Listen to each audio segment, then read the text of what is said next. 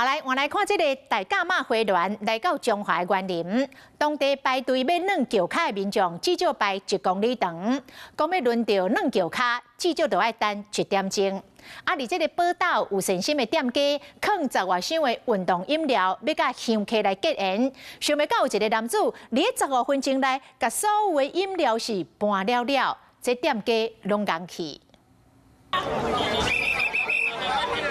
大甲妈文章来到中华园林区，真侪信徒以要来国民街，大家听庙方人员指示，排好阵好，等连软轎卡。我排好久了，我们从新竹来的。有没有半个小时以上了？一定的。等1点钟呢？等1点钟哦。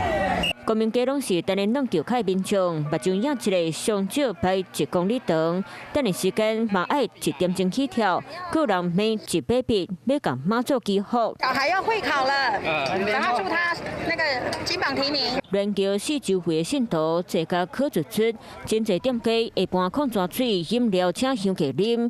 报道这间店就伫咧门口放规道10几箱的运动饮料，这个查甫人徛奥多摆看到，车停好势。 两只手提几啊罐放伫咧奥多摆脚踏的所在，煞想袂到人心肝、牛巴肚，规气将规道的运动饮料全部抢走。喝多少就拿多少，这样会比较好。某些目的去拿那么多的话，这是不值得去认同的一个行为。店家放的运动饮料虽然是互乡客啉免费的结缘品，本正就无要收钱。不过这个查甫人一捆啊抢了，互店家拢看甲杠起。在私下的场合把东西全部都搬走，那恐怕会构成刑法320条窃盗罪的问题。大甲妈文章免费的结缘品含食物饮料，拢是信徒善心寄付的，亲像安尼，敢若顾自己无去想到别人全部摕了，那引起公德心的争议，佮可能犯着窃盗罪。